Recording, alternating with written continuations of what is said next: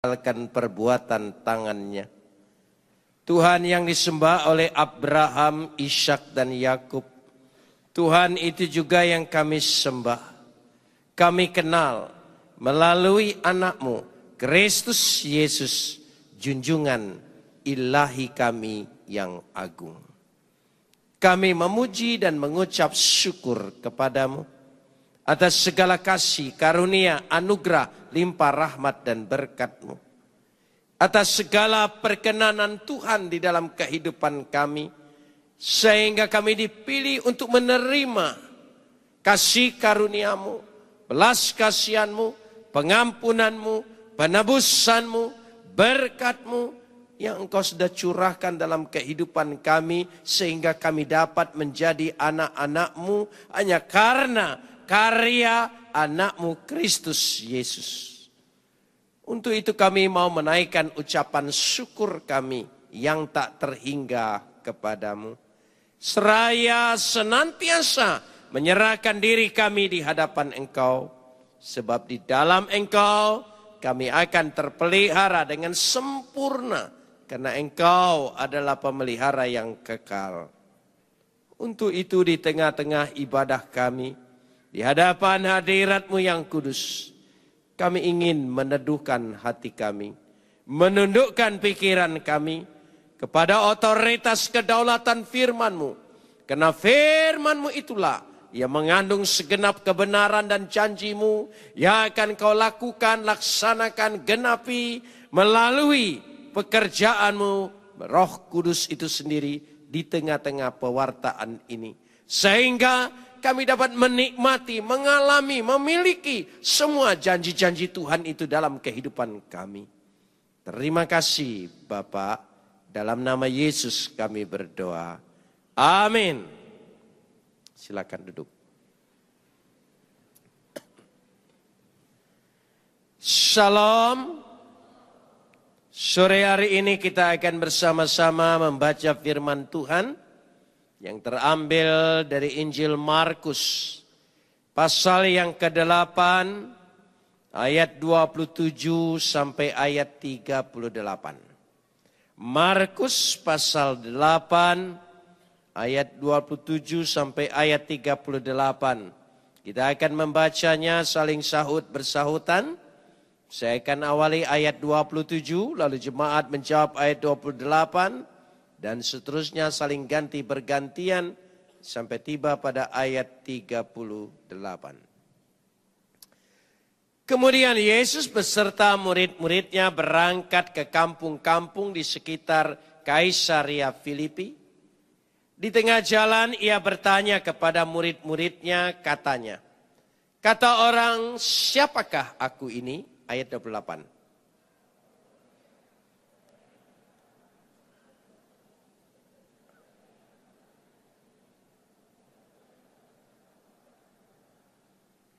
Ia bertanya kepada mereka, tetapi apa katamu? Siapakah aku ini? Maka jawab Petrus, engkau adalah Mesias.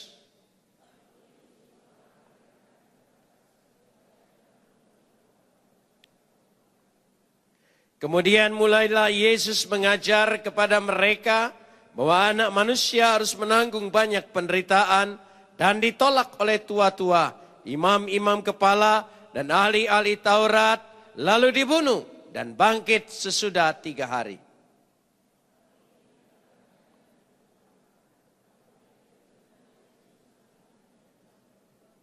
Maka berparinglah Yesus dan sambil memandang murid-muridnya, ia memarahi Petrus, katanya, enyahlah iblis, sebab engkau bukan memikirkan apa yang dipikirkan Tuhan, melainkan apa yang dipikirkan manusia.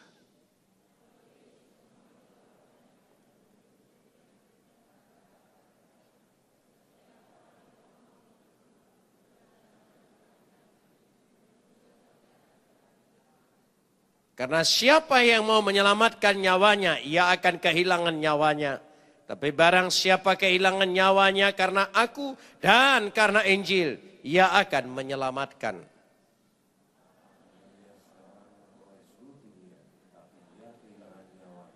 Karena apakah yang dapat diberikannya sebagai ganti nyawanya?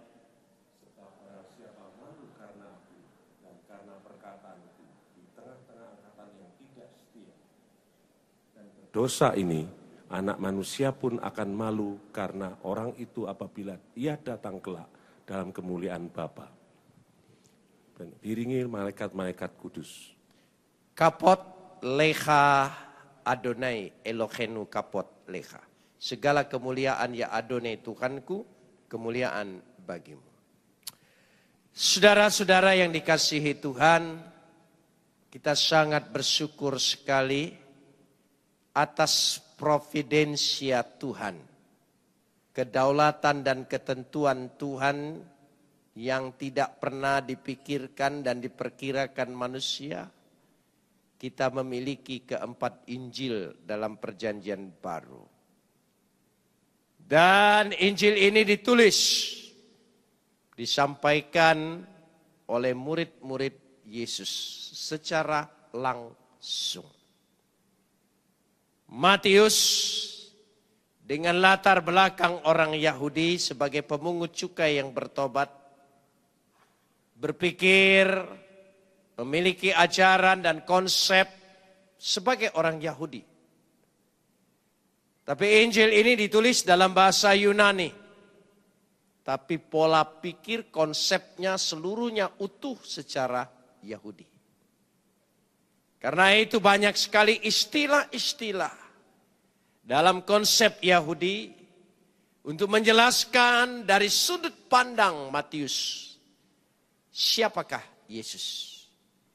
Dia adalah penggenapan Mesias yang dinantikan oleh orang Yahudi. Karena itu kalau saudara membaca Matius dari pasal pertama ayat pertama, langsung menyebutkan silsilah Yesus itu adalah anak Daud. Kenapa langsung kepada anak Daud? Karena Daud adalah lambang dari kedatangan Mesias dan kerajaan Mesias yang turun-temurun dan tidak pernah mati dan tidak pernah habis. Padahal Daud sendiri mati. Dan inilah untuk menunjukkan. Sekaligus dikatakan dia juga adalah anak Abraham. Untuk menunjukkan bahwa Tuhan yang pertama kali menyatakan dirinya dan berbicara secara sejarah manusia dan umat adalah Abraham.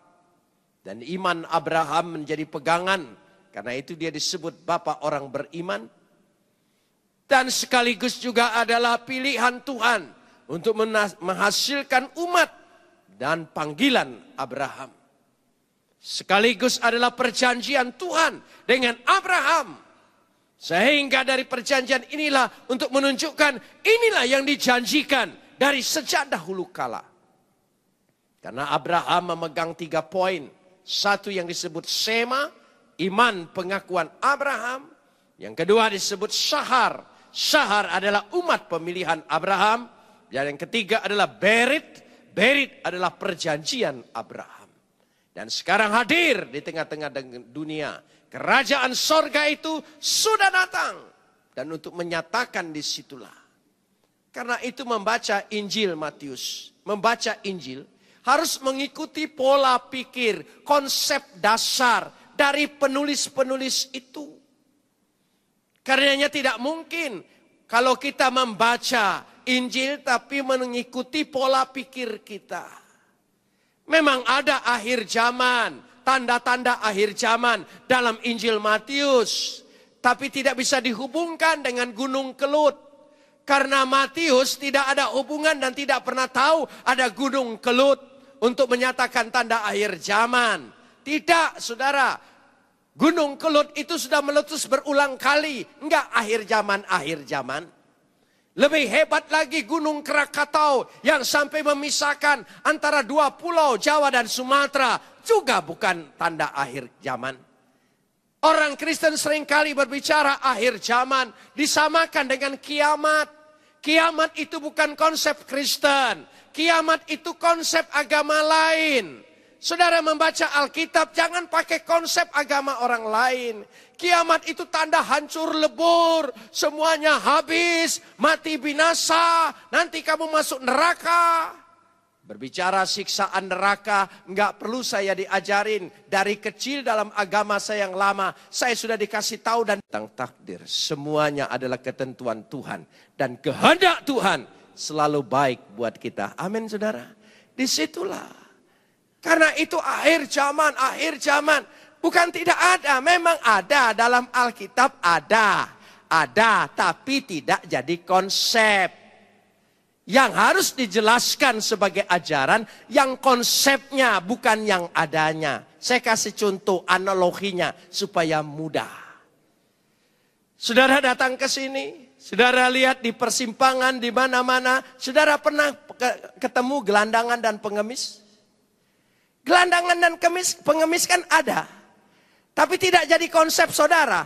Tidak pernah saudara berpikir dan mengajar anak-anakmu. Jika nanti kamu tidak ada uang, jika nanti kamu kurang makan, kamu harus jadi gelandangan dan jadi pengemis seperti itu. Itu kan tidak pernah saudara ajarkan anak-anak kita seperti itu. Itu tandanya ada, tapi tidak jadi konsep pemikiran. Jadi sekali lagi, tanda-tanda akhir zaman jangan disamakan itu dengan kata kiamat. Akhir zaman, Yesus datang kedua kalinya memerintah bersama-sama kita di tengah dunia ini 1000 tahun kita memerintah kekal selama-lamanya. Katakan amin. Kita seringkali berpikir biarlah kami susah di dunia. Yang penting masuk sorga. Maka ada lagu, meskipun saya susah menderita di dunia, yang penting masuk sorga. Enggak, pola pikir Yahudi, pola pikir Alkitab tidak. Kita ingin berhasil, ingin sukses, ingin jaya, ingin menang, ingin diberkati sekarang. Sekarang, bukan nanti. Buktinya apa? Kita diajarkan doa Bapa kami. Meskipun di gereja ini jarang ada doa Bapa kami, tapi di gereja yang saya pimpin selalu mengakhiri segala doa syafaat dengan doa Bapa kami. Masih ingat doa Bapa kami? Bapa kami di sorga, dikuduskanlah namamu, datanglah kerajaanmu, jadilah kehendakmu di atas bumi ini seperti di sorga. Jadi sorga ditarik ke bumi, bukan bumi ditarik ke sorga. Bulan yang lalu saya diundang oleh salah satu universitas yang tentu bukan Kristen.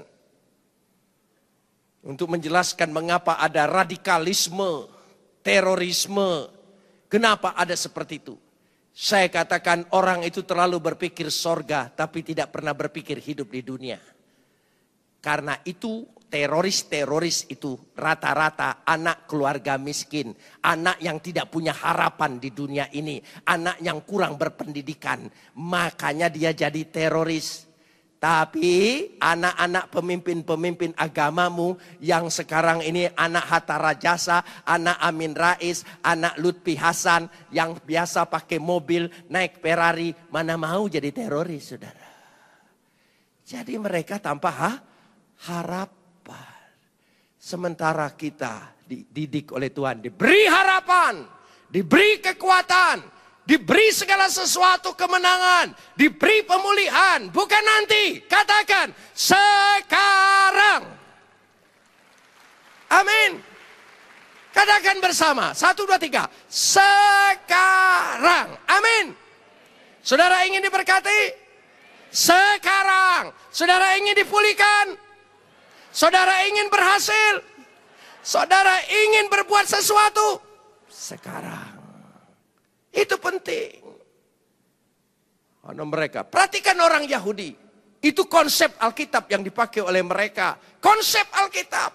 Mengejar kecerdasan, mengejar keberhasilan, mengejar segala sesuatu. Jadilah kehendakmu di bumi ini seperti di sorga. Makanya mereka semuanya bibit unggul. Kalau ada orang anti-Yahudi, Saya ejek mereka bulan lalu.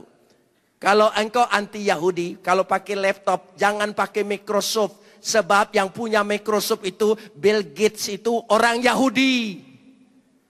Pakai made in Arab. Saya bilang, ya itu penting sekali. Itu milik Yahudi. Rata-rata di kampung katanya anti Yahudi. Tapi pakai Facebook kan. Yang punya Facebook itu orang Yahudi, tahu kagak? Pakai Skype itu adalah orang Yahudi. Bangga pakai Nike, bangga pakai Converse di mana-mana. Padahal itu punya orang Yahudi, Yahudi lagi. Makanya nggak jujur seperti itu. Saudara ingin berhasil? Lihat raja-raja uang, siapa? Karena memakai pikiran Alkitab. Sekarang, sekali lagi katakan bersama, sekarang. Saudara akan diberkati sekarang? Nah, mari kita lihat. Tuhan itu berbuat sesuatu dahsyat. Kita baca ayat ini. Pada waktu membaca ayat ini, Injil Markus, siapakah Markus? Markus ini, meskipun di Injil ini tidak dijelaskan penulisnya dengan jelas. Tapi menurut seorang uskup bernama Pavias di Hierapolis, pada awal abad kedua. Bahwa Markus ini mengikuti Yesus dari sejak remaja. Remaja ikut Yesus. Dan pada waktu dia mengikuti Yesus bersama ke-12 muridnya, rupanya Markus ini orang yang cerdas, cepat menangkap, dan senang dengan ajaran-ajaran Yesus. Lalu apa yang terjadi? Markus pada waktu mengikuti Yesus, kata uskup Pavias ini, ada hubungan erat antara Markus dengan Petrus. Sehingga Markus seringkali mencatat ajaran-ajaran Yesus yang diingat oleh Petrus, dicatat oleh Markus. Makanya Injil Markus ini adalah Injil Petrus. Saudara bisa baca dari sejak awal Injil Markus. Setiap kali selalu diawali dengan kata nama. Bicara dengan murid selalu. Kalau tidak Simon Petrus. Coba buktikan. Itu menandakan Injil ini adalah Injil Petrus. Markus hanya mencatat saja. Yang kedua, selain ada hubungan yang erat, ada pengalaman yang sama, perasaan yang sama, sama-sama pernah menyangkal Yesus, pernah lari ketakutan. Pengalaman yang sama ketika mencatat pengalaman orang yang sama, itu lain. Lihat anak-anak ABG sekarang yang sedang patah hati. Oh, pasti senang dengan lagu-lagu yang lebay. Tergerak. Ada satu lagu yang dinyanyikan oleh cucu saya. Saya bilang kamu tidak cocok itu lagu Kristen. Judulnya Egokah Aku. Ya, Tuhan cabutlah nyawamu. Itu kan sadis lagu itu ya. Supaya sama-sama tidak memiliki. Kira-kira begitu saudara. Nah itu lagu lebay sekali. Tetapi kenapa ini? Karena ada perasaan yang sama. Kita perhatikan di sini. Kegagalan Markus sama dengan kegagalan Petrus dalam mengikuti Yesus. Kita baca dulu Markus pasal 14. Mari kita lihat dulu. Kita periksa sebelum ayat ini yang lain. Markus pasal 14. Markus pasal 14. Dari ayat 50. Sampai 52. Markus 14, 50 sampai 52. Mari kita lihat di sini sama-sama. Lalu semua murid itu meninggalkan dia dan tolong sambung. Wah, semua murid melarikan diri. Ada seorang pemuda yang pada waktu itu hanya memakai sehelai kain lenan untuk menutupi badannya mengikuti dia. Mereka hendak menangkapnya. Tetapi ia melepaskan kainnya dan lari dengan telanjang. Itulah Markus. Karena dia pikir, wah ini ada di Taman Getsemani. Markus berpikir, murid-murid yang senior raja udah kabur tunggang langgang. Dan dia ketinggalan sendirian, kebetulan yang ketangkap itu adalah bajunya. Dan bajunya ditarik, dia lepas, lebih rela dia kehilangan bajunya.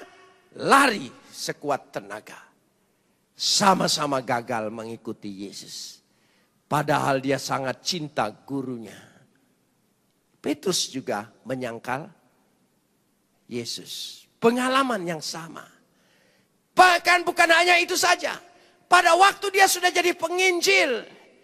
Dia penginjil yang takut menderita. Gagal lagi ikut Yesus. Di zaman Paulus. Dia kagum dengan Paulus yang begitu hebat dalam berkhotbah. Ingin mengikutinya. Tapi tidak mau susah. Maka kita baca Kisah Rasul, mari kita lihat dulu. Kisah Rasul pasal 13 ayat 13. Betul-betul celaka 13. Kisah Rasul 13 ayat 13. Kita lihat dulu sejarah ini. Kisah Rasul 13 ayat 13. Kalau sudah ketemu mari kita baca. Lalu Paulus dan kawan-kawannya meninggalkan Papos dan berlayar ke Perga di Pamfilia. Tetapi Yohanes meninggalkan mereka lalu kembali ke Yerusalem. Siapa yang meninggalkannya? Namanya siapa? Yohanes. Kalau saudara tidak baca ayat lain, saudara pikir Yohanes yang menulis Injil Yohanes. Bukan. Makanya kalau Alkitab itu ditafsir secara Alkitab. Jangan menurut kira-kira spekulasi manusia. Dikatakan di situ pada Kisah Rasul masih, kita baca sekarang Kisah Rasul pasal 15. Kisah Rasul pasal yang ke-15 ayat 37 dan 38. 37 dan 38. Ya, dan kegagalan itu dia belajar, dia bertobat, dia ingin dipulihkan dan betul-betul dia beroleh pemulihan itu. Buktinya kita baca kembali. Dalam surat 2 Timotius. 2 Timotius kita baca di sini pasal 4 ayat yang ke-11. 2 Timotius pasal 4 ayat 11. Kita ingin tahu dulu siapa Markus ini. 2 Timotius pasal 4 ayat 11. Sudah ketemu? Mari kita baca. Hanya Lukas yang tinggal dengan aku. Tolong sambung bersama-sama.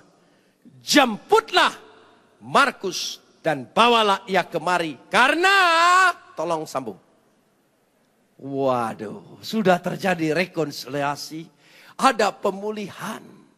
Itu cara orang beriman, itu cara-cara orang percaya.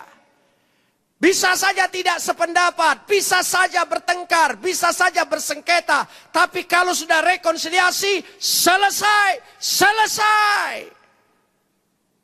Amin. Oh, ini penting sekali. Jadi sekali lagi, Markus pernah gagal. Bahkan dikatakan dicatat 2 kali. Dalam mengikuti Tuhan, dalam kehidupan ini, kita pernah gagal. Saya sendiri pernah gagal. Saudara pernah gagal, tolong angkat tanganmu. Yang merasa gagal, angkat tanganmu. Percayalah, kalau Tuhan pulihkan, dahsyat dan luar biasa. Orang yang pernah gagal menulis Injil apa namanya? Markus. Injil Markus ini dahsyat saudara. Dipakai berabad-abad. 2000 tahun lebih sampai hari ini dipakai oleh Tuhan. Banyak membawa orang bertobat. Ditulis oleh orang yang pernah gagal. Tapi kalau dia datang bertobat dipulihkan oleh Tuhan. Dia menjadi alat yang hebat dan luar biasa. Amin. Sekali lagi saya ingin katakan. Siapa yang pernah gagal? Angkat tanganmu, jangan malu. Hidup ini tidak perlu malu. Kita pernah gagal. Gagal dalam rumah tangga, gagal di dalam kehidupan, gagal dalam karir, gagal dalam pendidikan, gagal dalam usaha. Saudara pernah gagal? Angkat tanganmu. genggam, ada kuasa pemulihan sore hari ini. Engkau dahsyat, hebat, luar biasa. Katakan amin. Amin. Jangan lari ke narkoba, jangan lari bunuh diri. Itu orang konyol semua. Di dalam diri orang percaya, katakan dalam ibadah kita ada kuasa pemulihan. Amin. Katakan bersama, ada kuasa pemulihan. Katakan lagi. Kapan? Sekarang. Amin, saudara ya. Sekarang. Kalau saudara betul-betul mengimani perjamuan kudus nanti secara iman, bukan secara rasa, secara iman. Yang saudara makan adalah tubuh Kristus, minum darah Yesus, kuasa pemulihan menyatu dalam dirimu, mengalir dalam dirimu. Engkau akan dibuat oleh Tuhan menjadi alat yang dahsyat seperti penulis Injil Markus. Mari kita mengimani itu. Karena itu apa yang terjadi. Kita bahas baru ayatnya. Maaf, tadi baru pembukaan semua. Itu. Untuk menjelaskan supaya kita tahu apa yang kita baca. Pada waktu Yesus jalan-jalan, dikatakan dari kampung ke kampung, di daerah Kaisaria Filipi, daerah itu ada di tepi pantai. Lalu dia ingin menjajaki survei. Menurut kata orang, siapakah aku ini? Tina me legusin hoi antrofoi enai. Kata orang, siapakah aku ini? Bukan siapa namanya, bukan siapa penampilannya, tapi siapa pribadinya yang sesungguhnya. Enai. Bukan ego, tapi enai. Kita tidak terlalu saling mengenal, meskipun saya sering berkhotbah di sini. Saudara, ketika saudara tanya siapakah Yusuf Roni, saudara hanya bisa berkata, oh dia pendeta dan sering khotbah di Betani. Hanya itu saja. Tapi pribadi tidak. Tapi yang ditanya oleh Yesus, menurut orang pribadiku ini, yang aku buat, aku berkarya, aku hadir. Siapa? Apa betul engkau mengenal? Kita kalau tidak bergaul secara dekat, kita tidak tahu. Sebab banyak manusia bersandiwara. Makanya kita sering tertipu dengan penampilan. Orang saudara ingat kalau di dunia usaha, belum apa-apa sudah ngomong, oh saya bergereja, haleluya, puji Tuhan, haleluya, puji Tuhan. Sebentar lagi nipu kamu. Percayalah saudara. Usaha saja, ndak usah ngomong pakai haleluya, haleluya. Ndak usah lah saudara. Ya, buktiin aja. Itu buktinya saudara. Nah, apa yang terjadi? Ketika ditanya, semua mengomentari. Apa katanya? Ada yang mengatakan Yohanes Pembaptis, ada yang mengatakan Elia, ada yang mengatakan salah satu dari para nabi. Semua kata orang. Lalu Yesus ingin muridnya punya pendapat sendiri, punya persepsi sendiri, punya pandangan sendiri. Dia tanya ulang kembali pada ayat 29. Ia bertanya kepada mereka itu murid-murid. Tapi apa katamu? Siapakah aku ini? Tolong sambung. Siapa yang disebut? Karena ini Injil Petrus. Padahal yang ditanya banyak. Petrus langsung jawab. Siapakah? Engkau adalah Mesias. Waduh, pengakuan yang hebat. Pernyataan yang dahsyat. Satu kredo. Tapi perlu diuji. Semasa Yesus hidup saja banyak pandangan tentang siapa Yesus. Apalagi ketika Yesus sudah tidak ada, ketika naik ke sorga. Lebih banyak lagi pandangan tentang Yesus. Pandangan siapakah Yesus harus menurut Alkitab. Mesias, tepat, bagus pengakuanmu, benar. Tapi salah. Karena takut diberitakan salah, maka dia dilarang. Lanjutkan sekarang ayat 31. Kemudian mulailah Yesus mengajar kepada mereka bahwa anak manusia harus menanggung banyak penderitaan, ditolak oleh tua-tua, imam-imam kepala dan ahli-ahli Taurat, lalu dibunuh dan bangkit sesudah 3 hari. Waduh. Ketika menyatakan engkau Mesias, belum tentu Mesias menurut konsep Tuhan. Bisa saja Mesias menurut konsep manusia. Kenapa demikian? Karena bangsa Israel pada waktu sebelum kedatangan Yesus 700 tahun dikuasai oleh kekuasaan asing. Merindukan kemerdekaan, merindukan kebebasan. Mereka menjadi bangsa yang tertindas. Hanya sejenak di zaman Makabe. Waktu zaman Makabe, mereka sedikit mendapat kebebasan karena pemberontakan Makabe. Tapi setelah itu mereka kembali lagi jatuh di tangan asing. Mereka pikir Mesias itu pembebas mereka. Mengalahkan pemerintahan penjajah Romawi. Membebaskan, memerdekakan mereka secara fisik. Padahal ayat-ayat Alkitab sudah berkata sejak Yesaya, Hosea, Mika menyatakan Mesias itu harus menderita, harus mati, sengsara untuk menebus dosa manusia. Tetapi Mesias yang dipikir oleh mereka adalah Mesias politis. Salah mereka menangkap. Seringkali kondisi melahirkan persepsi. Cara pandang kita seringkali karena kondisi kita masing-masing. Enggak boleh. Alkitab harus menurut Alkitab. Siapa Yesus? Waktu dengar kata menderita, ditolak, dibunuh. Ayo. Itu kata-kata yang kita sukai. Saya percaya jujur terus terang. Kita tidak suka dengan kata penderitaan. Kita tidak suka.